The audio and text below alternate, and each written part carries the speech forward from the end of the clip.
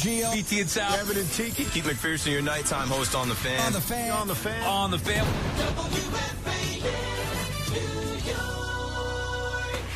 It's WFAN Daily, hosted by Pete Hoffman. Thank you so much for that applause. No, it's Pete Hoffman with you right now on WFAN Daily. Another episode, as this time it's a happy Monday. 23 runs between both the Yankees and the Mets. Fantastic outputs. I'm going to welcome. As I sneeze, I had to let that out. I'm sorry. I couldn't hold that back for 20 minutes. But that sucked. But the Mets and Yankees have a great day. The Yankees, 10 runs versus the Nationals. The Mets, 13 runs. We'll get into all of it. But first, we have to start with one thing, because I just saw the post game from the Phillies. Alec Baum is a bitch. We all know that. He's a loser. He's always a whiny baby. We notice that all the time. Listen, I know he's coming back from some sort of rib injury, so in all sensitivity, he is physically hurt, which is the reason why they probably didn't send him at third base when By the way, we're gonna get to this Mets game. They're up. The Phillies are up 3-0. A base hit to right field. Alec Baum should be scoring, but they're holding him back because he's probably hurt. They don't want to play at the plate. They don't want him to get hurt anymore. And he just recovered from an injury, so they keep him at third. The runs don't score. That was a huge moment. Then the next inning, Mark Vientos down the line, left field. Alec Baum looks like a fool as he can't dive for the ball. He just totally he actually looked like Keanu Reeves in The Matrix trying to avoid bullets.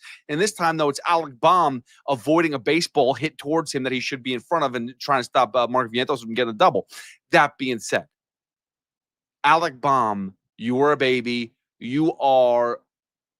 This is from your post game now. The Phillies post game sat here and said, this was unacceptable, a 19-minute delay over something that I thought was there since last year. I lied.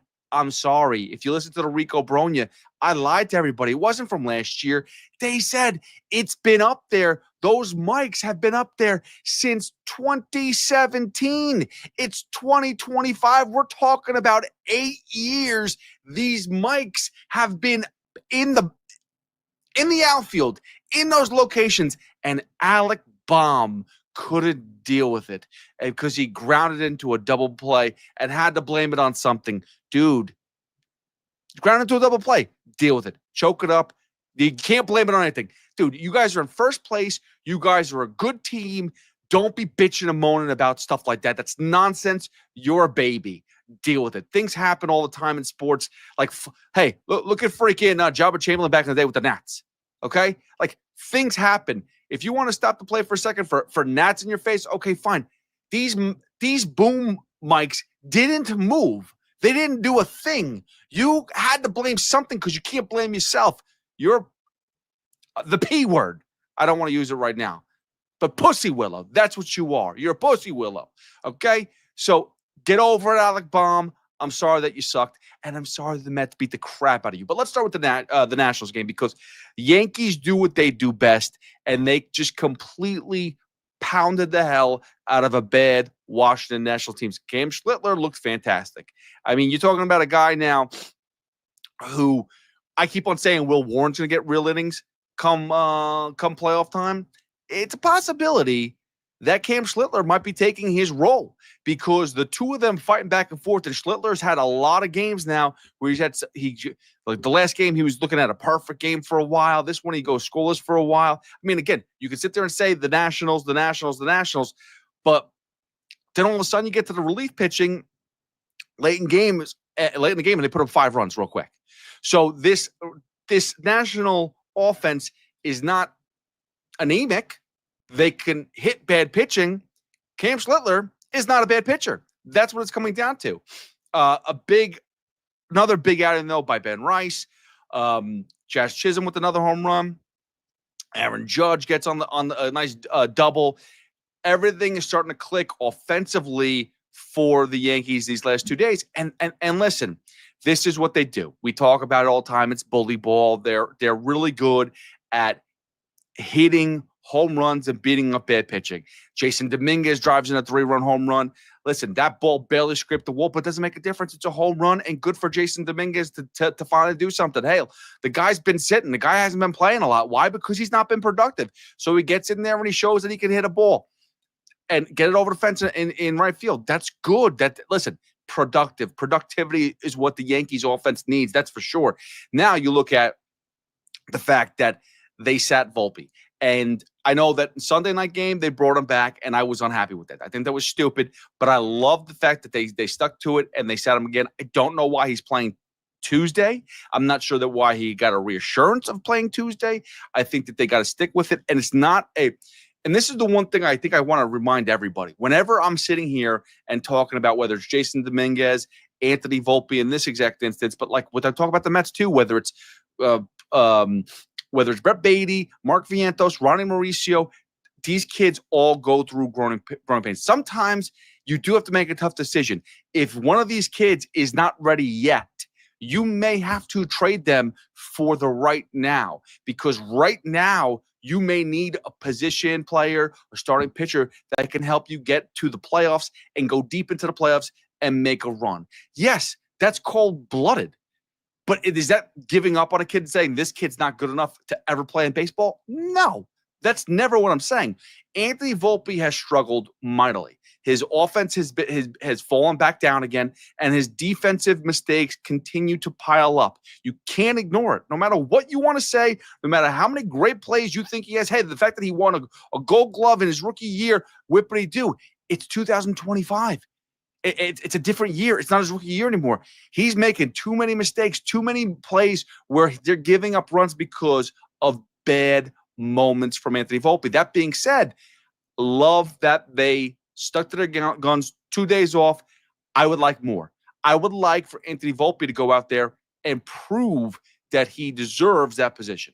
End of story. I don't think you need to give him a heads up that, hey, man, you earn your job back or you get the tomorrow. No, listen, next in line. And if you're not ready and if you can't do the job, we're going to get somebody else to do it. And I know that they're still questioning their defense. They still have issues at defense. And that's going to be something that's going to play all playoffs long too. Their defense is not perfect. But they're going to have to really look themselves in the mirror and say, at the end of the day, what is better? Is Jose Caballero, is he going to be able to put up any production offensively? Because defensively, he's probably playing the position cleaner than Anthony Volpe. End of story. And less mistakes and more of a professional player. I know what he did the first day with the Yankees in right field, but the guy's a utility player. He can play anywhere. He really can. He's just a good player. That being said, Yankees on a run. That's what they keep on doing. And I don't care. And I'm tired of all these Yankee fans. I heard Sean Marash, say, if the Yankees are just going to be out early in the playoffs, let's get knocked out in the wild card. All of this bitching and moaning and whining about the New York Yankees and how I can't stand Brian Cashman and I can't stand Aaron Boone, and they do the same thing over and over. Yeah, they do the same thing over and over and over. They get you to the playoffs. Why are you complaining about getting to the playoffs all the time? It's called sustained success. I understand you haven't won a championship since 2009, but you were in the World Series last year. That's pretty impressive. That's pretty amazing that you could continue to go to playoffs almost every year, and then you were in the World Series last year and still complain about the GM and the manager and say, we need to get better people in here to fix this. I laugh at that because I wish that was the problem that 29 other teams or 28 other teams, because I'm not going to include the Dodgers in that, but 28 other teams had about having sustained success. I mean, the Braves, I'm going to put them on the Yankees level for a second. This is the first year that the Braves are going to miss the playoffs in 8 years. 8 years. Should they fire the GM? Should they fire Schlittler because they had an off year because of all the injuries and because things didn't work out the way they were supposed to? No. Brian Cashman and Aaron Boone got the Yankees to a World Series last year. I understand this year is not perfect, and there's still things that you question this franchise and this team about. But first of all, remember, Hal Steinbrenner owns the team. He is happy with the product. At the end of the day, They make the playoffs. They fill the seats. They got to the World Series. They have the best player in baseball. They have really excellent starting pitching. When Garrett Cole gets there next year, you're going to have Cole and Max Fried. And if Carlos Rodon continues this, plus the Luis Heel, Schlittler, Clark Schmidt, whenever he gets healthy, you have a dynamite pitching staff. Now, you have to build a couple more pieces around it. If one of these other kids can actually become amazing and you tag team him with Aaron Judge, you're talking about a much more special team than we're talking about right now. And there's still moves in the offseason, whatever. We don't even want to talk about offseason. The thing is this. They did exactly what the Yankees needed to do to, A, make the playoffs, because you know they're going to make the playoffs. And I said this before, and I heard it with Evan and Maresh. I think it was Evan. There's no team that scares them. I agree. Astros are the only other one just because of history. But there's no team that scares me in the American League at all. And that's not saying that the Yankees are this unstoppable force. That's just saying that the AL is down. And I don't trust any of these teams to be a reasonable, in a 7-game series, a difficult out. Let's put it that way. So the Yankees should have, maybe it's going to be the same thing. Maybe you're going to sit there and scratch your head and be like, wow, the Yankees had to play Shane Bieber and they got shut down for Shane Bieber. But then Jose Barrios goes in there and gets shelled, or Max Scherzer gets in there and gets shelled the next day. And you're like, oh, it's amazing how that happens. Yeah, because they can beat up on the bad starting pitching. And there's not one starting pitcher or pitching staff in the American League that you should be scared of. And then the closers, you've seen how good in clutch spots a guy like Stanton can be. Maybe Cody Bellinger can light a fire again like he wants to have with the Dodgers. Maybe we could see something special from him in the playoffs this year. Paul Goldschmidt has history being in the playoffs. There's playoff history here with the New York Yankees. Don't count this team out. With all of your struggles, with all of your frustration, the New York Yankees are not as bad as you think they are. They may have holes and deficiencies, but even with those holes and deficiencies, they're still one of the best teams in the American League. End of story. That's it. And you could still lose to the Red Sox in a regular season, and come playoff time, go out there and beat them. So enough of the Yankees with the fact that people crap on them way too much. I understand the frustration. I understand it, but you're telling me right now you prefer this team to be blown up? You prefer this team to miss the playoffs? Are you telling me, hey, listen, there's a real potential issue here, right? Aaron Judge can't play the field right now. You got Stanton that's playing the field. You got Caballero that's filling out there, or other players that are filling out there because Judge can't play the field. Are you telling me right now that you would prefer this scenario? Aaron Judge may still have an elbow issue. Maybe he's not hitting as well as he was because of this elbow issue. You just never know, right? There still could be lingering problems. Would you prefer to sit Aaron Judge the last month of the season and let the Yankees lose out and miss the playoffs so they could start all over again, so they could just go out there and change their ways? First of all, they're not going to change their ways. So that's the first thing. But would you prefer them to lose? That's what it sounds like to me. Yankee fans prefer the Yankees to lose, miss the playoffs, and start from scratch. Let me tell you something. That may not sound as great as you think. Tell me, A, what manager or what GM is going to come in? Who are you bringing in that's going to change the franchise for what you want to see? Because if you think that Brian Cashman is the problem, I got another problem for you. It's the guy above Brian Cashman. He's fine and content. So you have to remember, it's not going to get better the way you think. I would trust Brian Cashman to continue this process as long as possible to continue competitive teams. Just remember this. the evil you know and what you don't know. You may think that between Steinbrenner, Cashman, and Boone, this is miserable. You got to do better. And anybody else can take over this franchise. Anybody else can take over this team and run this team and be better and make this Yankee squad better and make this team a juggernaut like it once was. First of all, that's high expectations no matter what. And you may have to get really, really low to get to that level. But that being said, okay, fine. Say some of you get your wish. Aaron Boone is gone. Brian Cashman fired. Hal Steinbrenner sells the team. Who's buying it? Who's the GM? Who's the manager that that's coming in and saving the day? And all you're doing during this time is wasting Aaron Judge, wasting the pitching staff that you have, wasting a lot of good quality time from certain players. So just remember that. You might eventually get what you want. But just remember that you asked for it. Now, as far as the Mets go, big win, big comeback win. I know it started with Alec Baum being a bitch, but the Mets, the fact that they were down 3-0, Kodai Senga continues to just be. And I keep on saying it, and this is not a troll job. This is reality, and I've said this from day one this season. I felt like the Mets had a bunch of openers and not starters. And I'm sorry.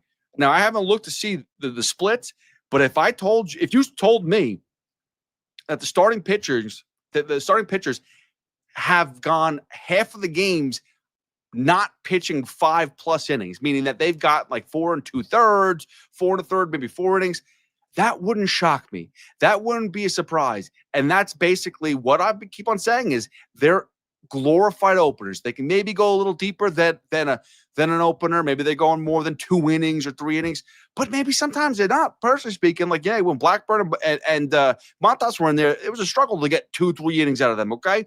But that being said, this pitching staff has been putrid. The starting pitching staff has been terrible, but it was a great fight win for the Mets team. The fact that they were down 3-0 and they fought back against this Phillies team. The Suarez was dealing. He was looking fantastic. Or Estevez was dealing, looking fantastic. And you just felt like this was going to be unhittable time for the Mets. And then Soto just kind of opened it up. And the rest is history. And between Torrens, between Taylor, I mean, the back end of this, Vientos again with another big hit. The Mets offense finally is waking up, and the back end of this lineup is finally waking up too, which is great. Pete Alonso just missed a home run. Lindor had an awful day of 0-for-6, but it doesn't make a difference. They put up 13 runs up against a Philly team where they embarrassed, a team where this is the team they're fighting for the division. This is a team that where we're not expecting them to catch the Phillies in the division. But if they can win, if they could sweep, forget about it. The rest is all up in the air. I'll take it back and say, you know what? The division is still wide open. If they could sweep, that'd be amazing. I'm not going to put it that far yet and say Mets can do it, but win one more game, you're still putting yourself in a decent spot where the Marlins are up next. Who knows, how you're going to play against the Marlins because they've been ice cold here and there, but then they've been getting hot back and forth. But if you're playing at home, this is where the Mets thrive. This is where they play their best baseball. Go out there and win. You got 6 more games at home this week. Go win 5 of them. And put yourself in a spot to make that division live. We all know and remember 7-17 in 2007. 7-game lead over the Phillies with 17 to go. Well, it's not 7-17. It's still a month to go. The lead's shorter. Anything can happen. So the Mets, if they can finally wake up, the bullpen looked good. Ryan Helsley finally had a 1-2-3 inning. It was clean. It was great. It was perfect. If he could figure it out, and I heard this from, I think it was Evan, somebody was talking about maybe tipping pitches. If that's what it was and Helsley's figured it out and they stopped tipping pitches, Helsley can be the man. End of story. We're there. If that's the case, if he could pitch like that, we're in good shape. and Diaz and the rest of the and Diaz and the rest of the staff will be fine. That being said, it was a good victory over, and again, 23 runs overall. It wasn't just a, base hit here and there, score a couple runs. Offense is dead the rest of the day. Offense was dead for the Mets for the first 4 innings or 3 innings, and then they just opened up and they just put a bloodbath on the Phillies, which was fantastic to shove it up Alec Boehm's behind. I was tired of seeing them bitching and whining. It's annoying. And the Yankees did the same thing. 10 runs against the Nationals was pretty nice. Good Monday, 23 runs in total. I have a feeling tomorrow is going to be a much closer game score-wise. It's not going to be as gratuitous with the runs. Let's put it that way. It's usually after these type of games where they go off, the next day it's a 1-0 win. It's a 2-1 win. It's a closer game. It's a tighter game. So I expect tomorrow, Tuesday, to be tighter, closer between the Yankees and the Nationals and the Mets and the Phillies, especially with the Mets and the Phillies, even though Sean Manaea is on the mound. And who knows how many innings he can give you that are strong. Like, can he give you 4 good innings and then you get to the bullpen again? And is your bullpen going to be healthy enough and rested enough to give you another 5 innings? I mean, that's what it comes down to. This is a tough stretch here. You just don't know what you're going to get out of your starting pitchers. So Sean Manaea better, if he's going 4, he better go good 4 and be putting up zeros. And if he's putting up 5, that's great. That's even better. But I don't expect a lot out of Sean Manaea. And I'm forgetting who's pitching for the Phillies. But again, I think is it another lefty? I don't recall. But either way, I think I'm hoping it'll be low scoring. But now that seeing Manaea on there, he could blow up at any point in time. So you never know. This could be a high scoring game as well. Thank you for listening to another episode of WFAN Daily. One thing to look for on Tuesday is the deadline for the cuts, the 53-man roster for the Jets and the Giants. The Jets have been very active. They've been trade away guys. The defensive tackle they got from, I think it was the Chiefs, who they signed and then traded back to him because they just had no room for him. He wasn't being effective. They moved on from him. I'm curious to see what the Giants do. You have quarterbacks who are valuable on this roster. You got 4 of them. You can only keep 3. You're not going to keep 4 quarterbacks on a 53-man roster. It's going to be a tough decision. And like I said yesterday, Tom and DeVito, they're hoping is going to be able to escape and get on that practice squad. I mean, that's really what it comes down to. Now, again, if he makes the practice squad, I believe teams can offer him contracts at any point in time.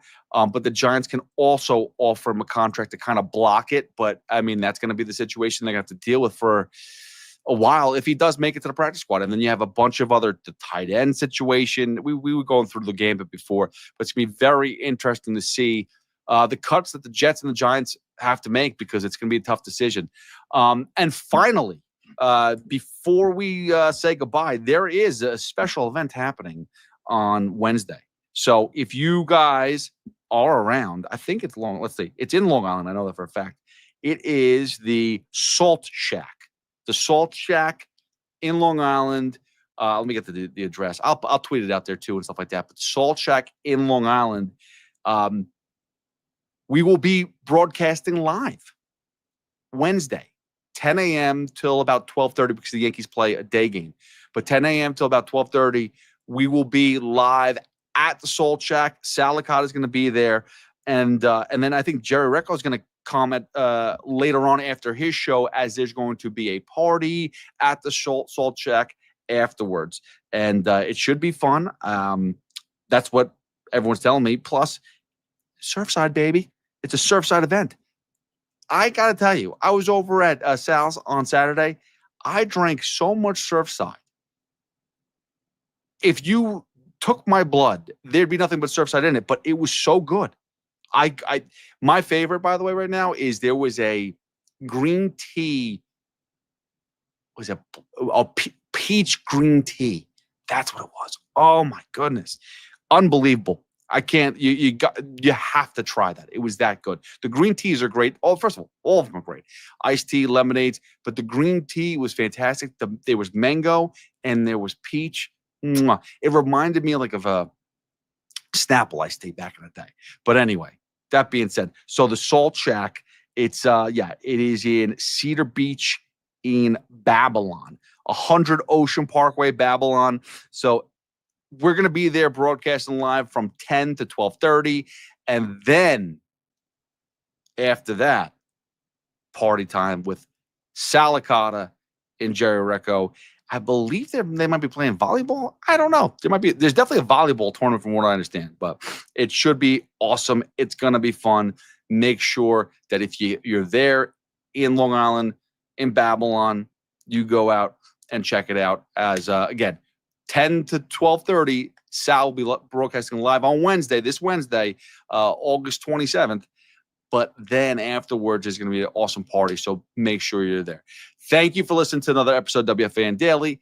I'm Pete Hoffman. You can follow me at HoffWFAN. I'll be back with BT tomorrow or Tuesday, whenever you're listening to this, 10 a.m. to 2 p.m. On WFAN. You could also listen to BT and Sal. Well, BT and Sal is 10 a.m. to 2 p.m. But Boomer and Gio, you also have Evan and Tiki. You have all the shows. And don't forget to download the Odyssey app. If you miss anything at all, you go there that you can check any of the previous shows. Go to the Rewind app portion of it. You can hit the rewind button. You can just download the podcast. There's all the functions. You could, if you missed anything, you will find it on the Odyssey app. Also, please go subscribe this YouTube page, WFAN Daily, all that good stuff. I appreciate you. And don't forget, it's going to be a long, long fall and winter as the baseball season is going to get crazy starting September. As the final countdown for the playoffs go, football season is here. And then before you know it, Knicks, Rangers, hockey, NBA, it's going to be chaos. And I'm going to be here every day. So much so that my wife may actually kick me out of the house because she can't stand the fact that I'm here talking to you and not her. But so be it. I want to talk sports with you. So I will be here every night after every game talking about every single sport that took place, whether it's Mets, Yankees, Jets, Giants, Knicks, Rangers, here, WFAN Daily. I'm going to give it to you. And if you miss it at night, that's the live portion of it. But in the morning, you get to hear it, and you get to hear my fresh reaction. So it's going to be fun. We're going to have a great fall. Looking forward to it. Enjoy the next couple of weeks. If this is the last week of summer for you, great. If not, I don't know. I don't have a summer anymore. I just work for everybody. All right. That being said, I'm going to go to sleep because I have work tomorrow. Again, follow me at HoffWFAN, but I will see you guys later. Have a good one. Let's go Mets. Let's go Yankees and all that good stuff. See ya.